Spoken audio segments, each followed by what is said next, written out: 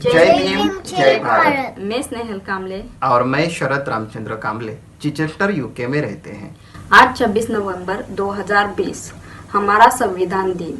आज ही के दिन पूरे 70 साल पहले हमारे संविधान को संविधान सभा ने स्वीकृत किया था।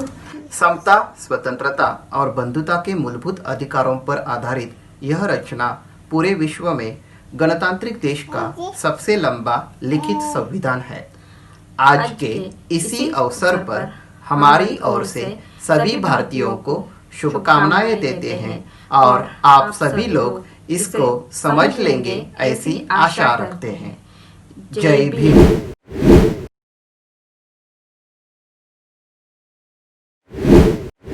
जय भीम। मैं मंजूषा भोसले। आप सभी लोगों को भारतीय संविधान दिन की बहुत बहुत बधाई।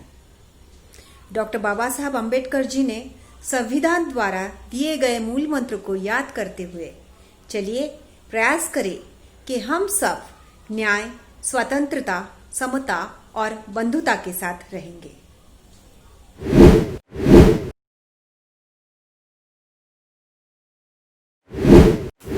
जय भीम, जय Hind.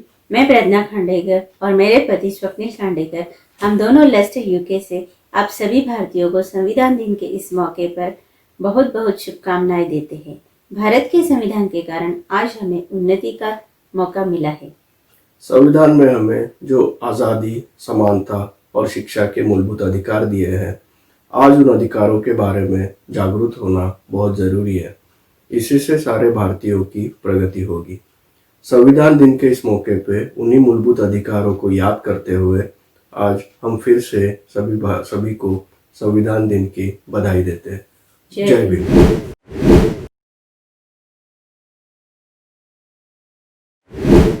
On the occasion of the Constitution Day of 26th November, I, Mrs. Vandana Aparanti, wish you all to leave complacency, lethargy, and become active to make Indian democracy vibrant. I must say that it is the need of the hour, particularly during this critical period when our nation is reeling under the dark clouds of nationalistic, majoritarian and fascist regime. Happy Constitution Day. I, Dr. Sanjay Yashwanta Paranti, am happy to join my wife, Vandana, in wishing you all Happy Constitution Day. Let us imbibe the principles and tenets narrated by the architect of our Constitution, Vishwaratna Dr. Baba Saheb Ambedkar, in his historic speech in Constituent Assembly on the eve of Constitution Day, i.e. on 25th November 1949. Unfortunately, the country is seen as being dominated today by the autocrats and their disciples, bhakts, in political as well as social spheres. Let us create critical-minded citizenry which would appear and replace bhakts and their dynastic leaders. Answer for the better tomorrow lies in the proper cultivation of the youth in present. Hence, let us contribute time, energy and even money today in cultivating the raw and untouched minds of the youngsters of our society to make our future secure. Happy Constitution Day once again. जय भीम, जय Bharat.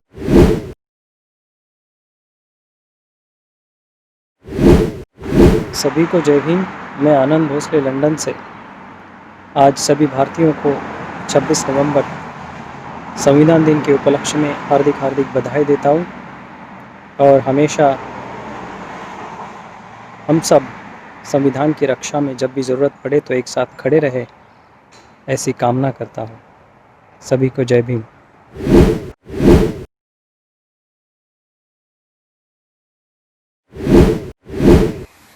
Jai Bhim. My name is Shobhan. My name is Nitin. My name is Vaishali. we all would like to wish you a very happy 71st Constitutional Day. We are today in London, UK, and this is only possible due to constitution provision made by Dr. B.R. Ambedkar. The power of constitution is visible in today's time, though many Indians, brothers and sisters, are still suffering due to caste-ill mindset and manipulation. The Constitution is very flexible and rigid when it comes to protecting the rights of our citizens of India. When it was implemented, it had 395 articles and 8 schedules. Now, after some time, it has become 470 articles and 12 schedules.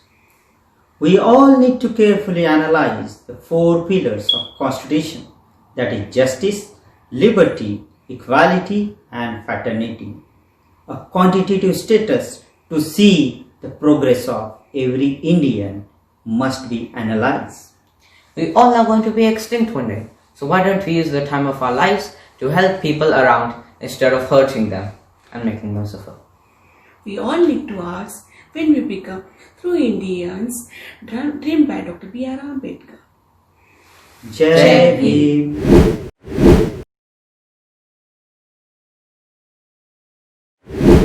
जय भीम। मैं क्षमा चौहान।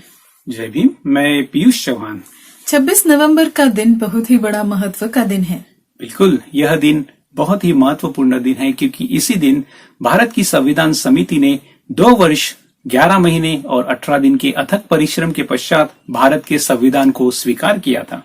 क्या संविधान दिवस को एक उत्सव के रूप में मनाना चाहिए? निसंदेह, क्योंकि इसी दिन भारत के सभी नागरिकों को मूलभूत अधिकार प्रदान किए गए थे।